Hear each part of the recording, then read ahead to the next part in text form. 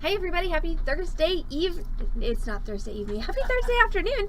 Live tutorial stream. Welcome to the Beading Dreams lunchtime stream. We've got a really fun and easy one for you today. It is this one, which I named because of course I came up with all of my names in the middle of the night. I named this the Peace Lily bracelet because it kind of does remind me of peace lilies, the flowers. No, my mom, you know, if my mom was gonna have anything, it wouldn't be an at, it would be like an atst. She'd need a little one, because not even in her old house in Milwaukee, there wasn't quite enough space for that, not even in the backyard. So she needed one of the little ones, the little two-legged ones that like bounce around with like pew pew pew pew pew pew pew pew, and Ezzy could totally drive it, and that would be awesome. So this is a really easy, I call it a macrame project. I don't even know if it counts as macrame because there is literally no knotting of any kind in it. It's just basically weaving your cords through each other. So, you know, however you want to label it is totally fine, but I'm calling it macrame just because it falls under the general term of fiber arts. So let's talk tools and supplies for this afternoon's tutorial. You are going to need some beads. And on my sample I used, are you talking about the pew pew thing? I'm happy I could make your day. So on my sample I used 4mm round beads. I'm actually going to use 5mm round beads for my project today. We'll see how that works. We'll see if the size differential makes a difference in how easy the project is to complete. You do not need this many. I just grabbed the dish off of the shelf, but you're going to need about 20 or so depending on how big your wrist is. If you want to do I think this actually has 19 on it, so if your wrist is exceptional, and this makes an average size bracelet, if your wrist is exceptionally large you might need to use more, like 23 or 24. If your wrist is smaller you might use fewer. So basically we're just gonna you know, kind of wing it. Our macrame board, luckily for us, does have measurements on it, so we can figure out how long our clasp is going to be, and then just account for the rest in our knotting.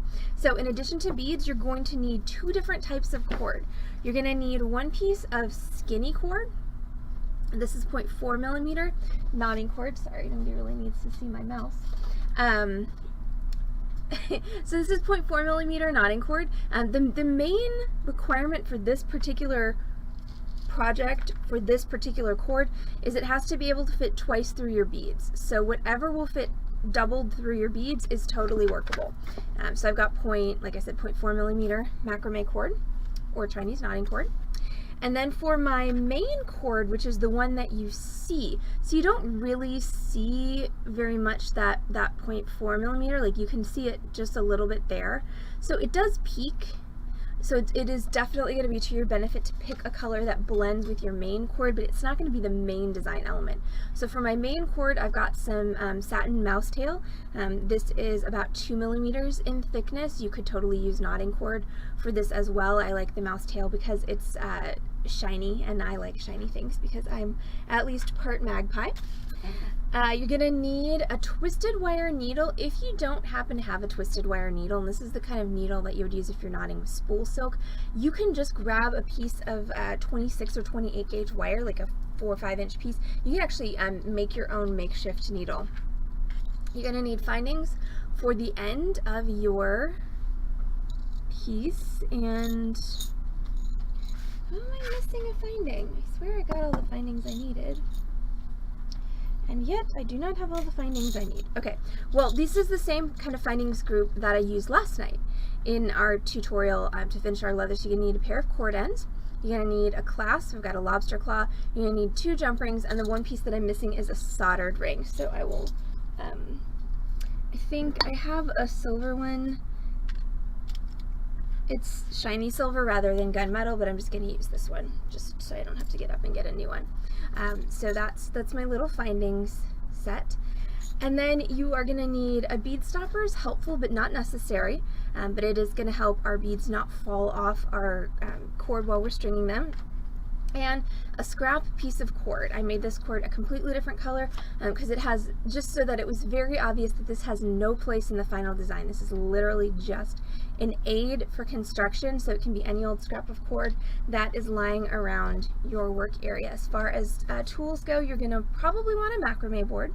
You don't need to have one, but it's definitely helpful to have one of those around. You're going to need some kind of a cutting implement, either a sharp scissors or a sharp wire cutters. You are going to also need a chain nose pliers for squeezing your cord ends, and that's actually about it as far as now I will say one thing. When I was making this project, I was feeling very fumble fingered, and so if you are having a fumble fingered day, I will say that a crochet hook can be extremely helpful. So I'll show you how to do this with and without the crochet hook after we get started. So the first thing that I'm going to do to get started on this is I'm going to go ahead and I'm going to place my needle onto my cord. So I'm just going to take my twisted wire needle, and see it's got a nice big eye.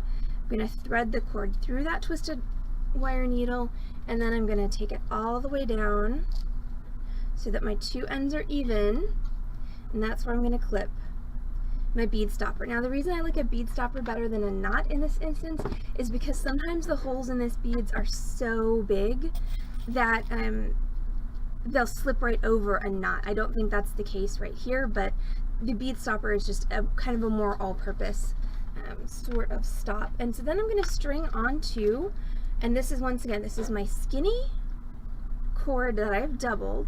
I'm going to string onto this doubled cord. So if I use 19 4mm beads, I probably don't need as many of my 5mm beads, so I'm only going to string on 16. And the thing you'll notice with your twisted wire needle is when you first go to string that on there, it's going to stop. See how the needle is wider than the eye of the bead? So go ahead and just pull, and there you go. That'll compress the eye down so that you can get your bead on there. Alright, so once again, I'm just going to do 16 on here, so that's 3. So how's everybody's Tuesday going? 4, I think it's just Lori and Heather out there. 6, 7. If anybody was wondering, I can definitely report from recent experience that it's still hot AF in Dallas. 8, 9, 10, because the walk-in was steamy, to say the least. 11, 12, 13, 14, 15, and one more makes 16. Okay, so I'm going to leave this needle on here just in case I didn't string enough beads on here. And I realize that at this point you're like, there's no freaking way that's enough beads to make a bracelet. But notice they do spread out, you know, fairly far apart. So I think this is going to be good, but just in case, I'm going to leave that needle right here so that I have it when I need it. Oh wow. That's crazy for how far north you are. At least, knock on wood, we are cooling down into the 90s at night, which still sounds horrifying, but it's better than it staying over 100 for, you know, 24 hours straight. Okay, so now what I'm going to do is I'm going to take my cord end and I'm going to place all of my cords in my cord end to create the beginning of my bracelet. So I'm going to take, and by the way, I don't think I ever said this, the skinny cord, I needed about 2 feet of it. The thicker cord, I needed about 3 to 3.5 feet. So I'm going to take that thicker cord piece, I'm going to bend it in half so that I have a loop at one end and 2 free ends at the other end. And what I'm going to do is I'm going to lay those 2 ends into my cord end, and just like last night, I want to make sure that everything is tucked in there, and then I am oh so carefully going to remove my bead stopper, and I'm also going to lay my skinny cord ends in there. So what I want is all of my cords to be inside that little cord end. And then I'm going to take my chain nose pliers and I'm going to smash down one side of it, and then smash down the other side of it, and then take your and go squash like so. So now what I have is I should have all of my cords firmly attached into that cord end. At this point I can cut off any excess.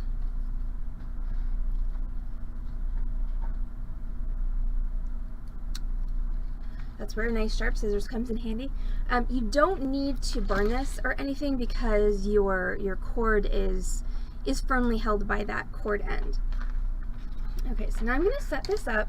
Now be real careful when you're setting this up, and if you want to, you can transfer your bead stopper onto your needle end, which I think I am going to do just because it's never a bad idea to stupid proof things, especially when your brain has been boiled inside your skull from walking in the heat. And I'm going to set this up on my macrame board. Now, I'm going to go off center on my macrame board because our center notch is pretty stretched out just because this macrame board gets used a lot. And what I'm going to do is remember that scrap piece of cord that we had.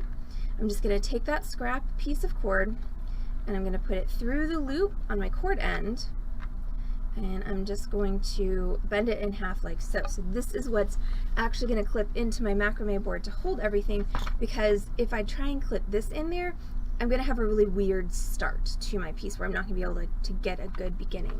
So I'm just going to take this and I'm going to clip that into the top notch of my macrame board. Now I'm going to take my double strings with my beads on. Okay, so that's the skinny one with the beads, and I'm going to bring that straight down and clip it into the bottom of my macrame board. And what I want to have is I want to have a little bit of tension.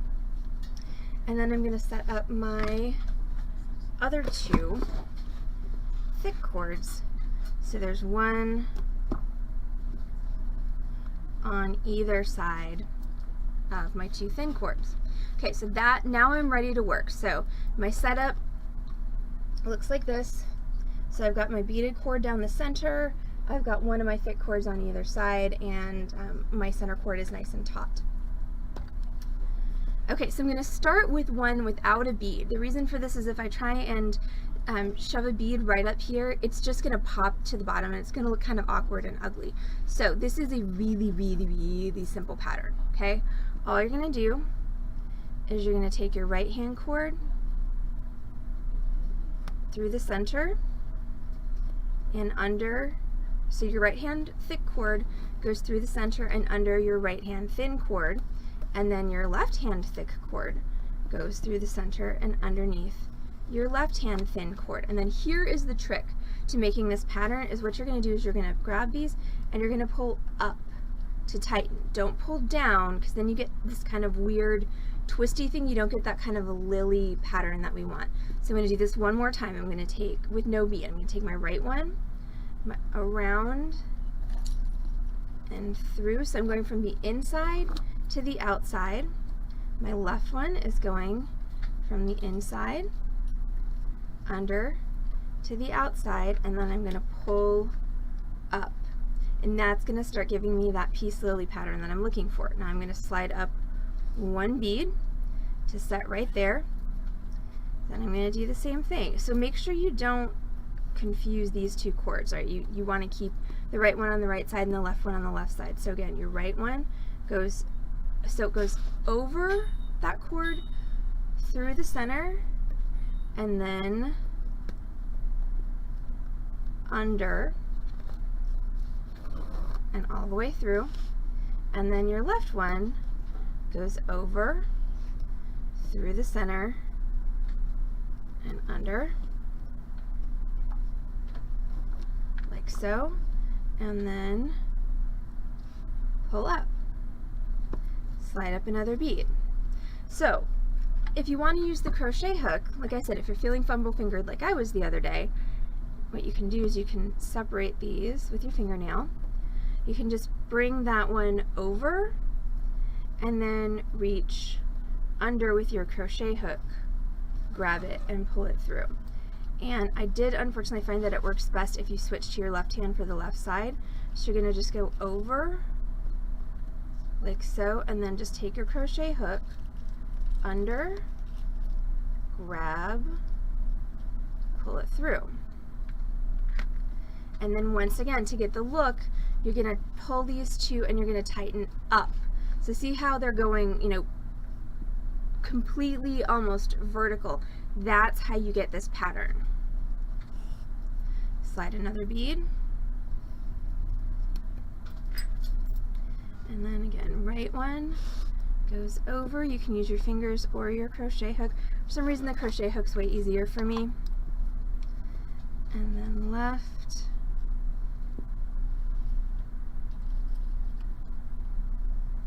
Make sure when you do this that you're only grabbing the one that needs to come through. And then pull up. Slide up a bead. And at this point we have officially learned this technique. So it is just so incredibly easy. That being said, the first time I did it, I totally screwed it up. It took me till the second time to get that tighten up thing and realize that that was actually the key. The first time I did it, I got this really, really wonky looking thing that definitely got pretty much immediately disassembled.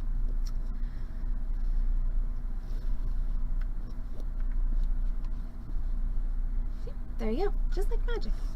So it does not at this particular moment appear that the different size of bead is making any difference of any kind in my project. So it looks like you could use 5mm beads in this just as easily as you can use 4mm beads. You could probably also use 3mm beads. I encourage you to experiment. Your only limiting factors is, you know, you need to have beads that have a large enough hole that you can get a fairly substantial cord. And I realize to some people 0.4mm isn't super substantial, but you know you want something that's a little bit thicker at least than a sewing thread. So you need a bead that's got a hole that's big enough that it can take that cord twice, and that's really the main thing that you have to worry about. So again, I've just got these separated. I'm crossing my left hand cord over my left hand. I'm crossing my left hand thick cord over my left hand thin cord towards the middle, and then I'm just reaching under with my crochet hook. And once again, you can do that with your fingers. It doesn't have to be a crochet hook. Like I said, it was just a little crutch that worked well for me the other day when I was making the sample.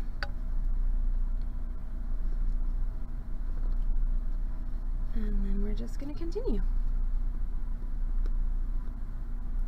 There we go. So, nope. Really?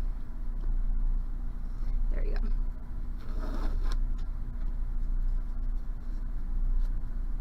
So make sure you cross it over that skinny cord before you pull it through, otherwise you're not going to get the shape that you're looking for.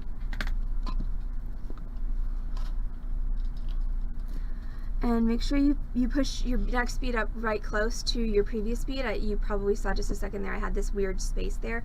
That's not ideal, so we're just going to make sure we pull that up nice and tight. If you need to, you can just pull down on the bottom of your cords to tighten them, and slide up another bead.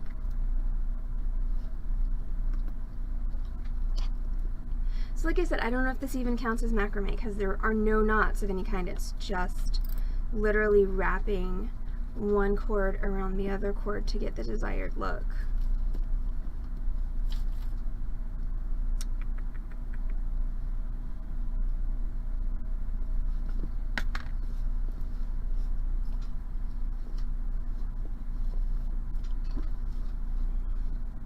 Yeah, the weather, y'all, it's bonkers nuts. I do not know what's going to happen if this continues. Is in this trend for the past couple years, but whatever happens, it ain't gonna be good. Cross that over. We're all just gonna wind up sitting in cool, dark caves Beading by Torchlight.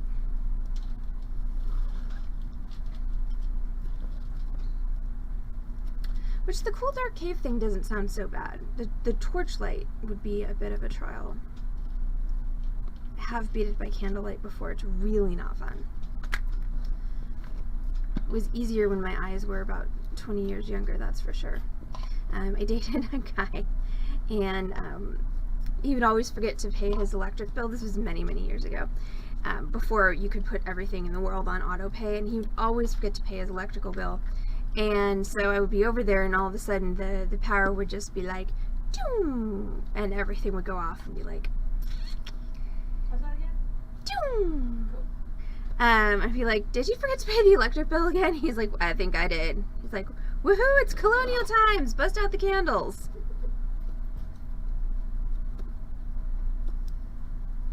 Sometimes when it was colonial times in the middle of the summer, I was like, gotta go back to my place where there's air conditioning. See ya, bye.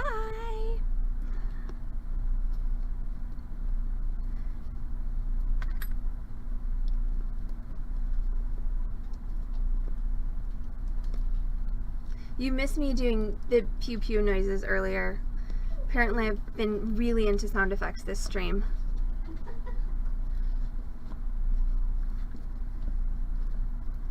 Okay, so that's my bracelet as it's progressing. I really like the blue and silver. I think that's a really pretty combo. And again, just a really easy low stress technique. It takes a little bit of time.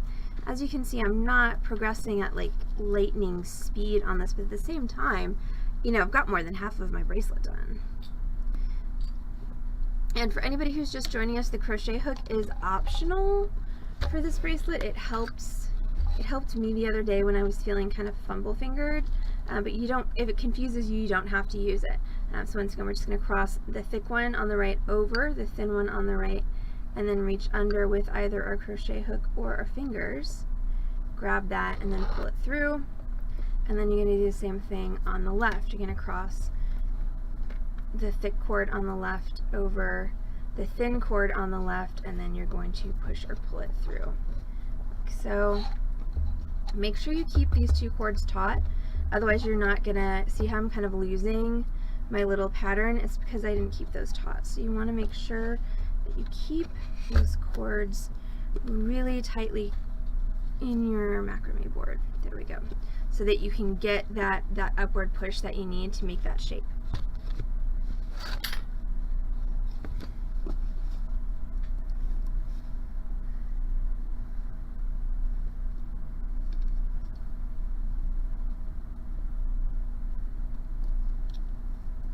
So there it is.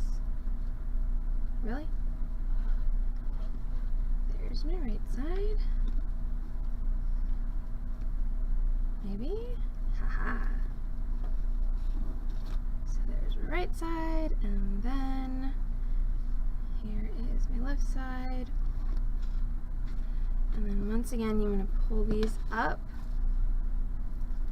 Make sure that's up real close to the one before it, and then just pull these up to get your shape, and then pull up another bead. So what do I have as far as inches go, including my cord end here? Now I've got 1, 2, 3, 4.5, and I want to go to about 6 because my clasp piece is going to take about 1 inch. So I think I am going to wind up having to add some more beads, which is fine. That's why I left my needle on there.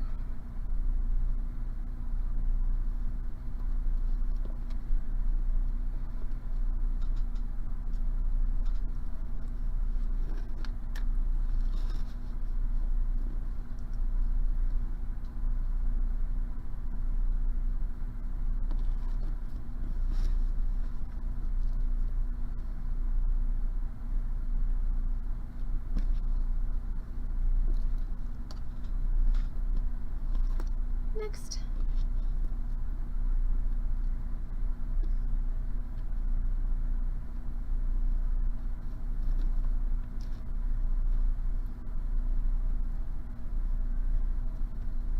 So again, I'm going for about 6 inches of macrame weaving, whatever you want to call this, in order to have a full bracelet once I put my clasp on.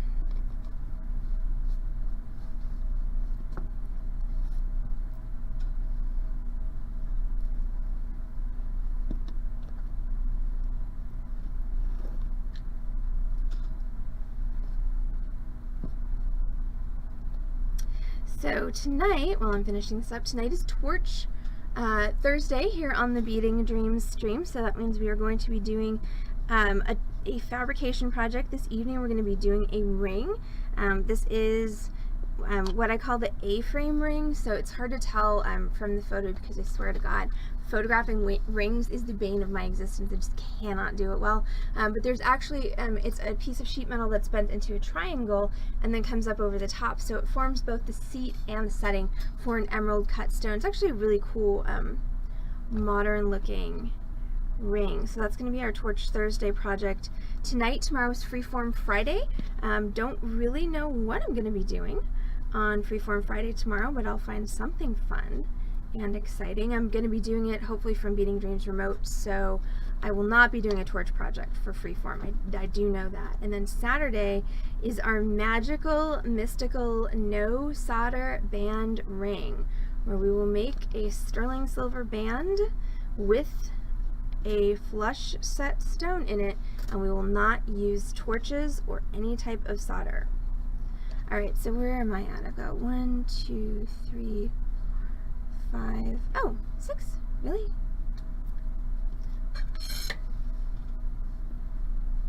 Yeah, okay, cool. So that is 6 inches. So if I wanted to make this err on the side of being bigger, I could put on one more bead, but I think once I do my finishings, it's going to be perfect at 7 inches. So now I'm going to do that same thing that I did back here at the beginning, where I'm going to do my Peace Lily pattern twice with no bead. Okay, so just make sure I've got that up there. So I'm just going to do the right one through,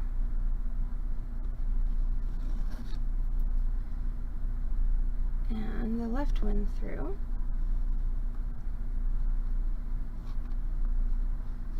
And then same way to tighten as we did with the beads, we're just going to pull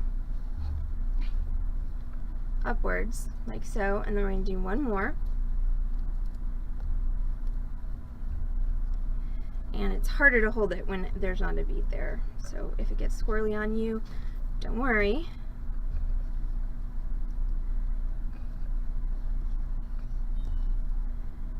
Okay, so that's my ending. So I'm going to just sort of yank all of that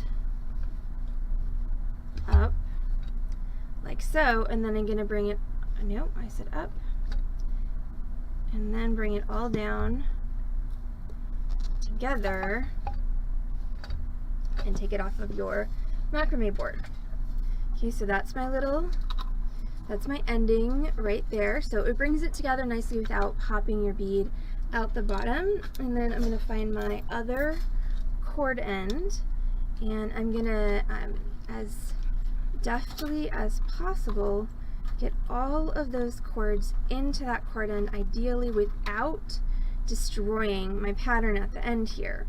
And I find that the key to doing that is kind of keeping tension on your cord end, and on your cord end, on your cords as you're putting them into the cord end. And then just press down one side, press down second side, smash the whole thing, and then once again with your sharp scissors or wire cutters, you can cut off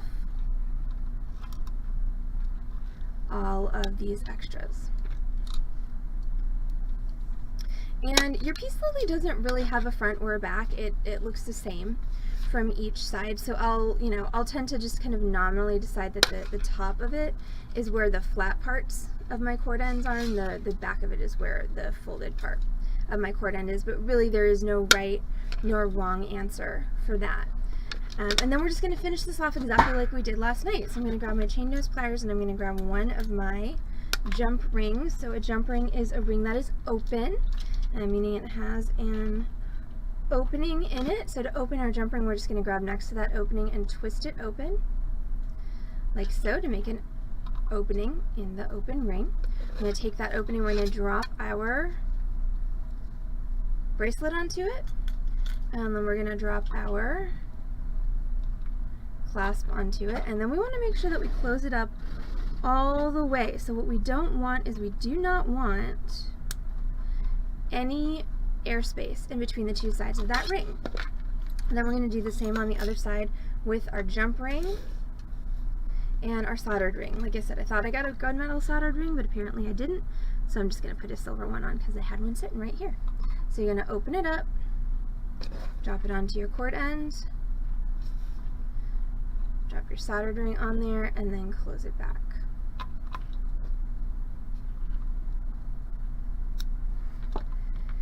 And there you go. That is, heavy is what that is. That is your super easy, simple Peace Lily bracelet lunchtime project. And let's see how close did I get on my length. I was going for 7 inches total, and I have actually 7¼ inches total. So I hit it not quite right on the money, but pretty darn close. So that is it for our lunchtime tutorial stream. That's a quick and easy one. Thank you all so much for hanging out with us. Thanks, Lori, on the Beading Dreams lunchtime tutorial for our Peace Lily bracelet. We'll be back on this channel, twitch.tv/beadingdream tonight at 6 p.m. with our A-frame ring project. Tomorrow, Freeform Friday, and then back on Saturday with another fun tutorial. So everyone have a great afternoon. Stay cool if you can. And we will see you all back on this channel, twitch.tv/beadingdream for Torch Thursday tonight at 6. Bye, y'all.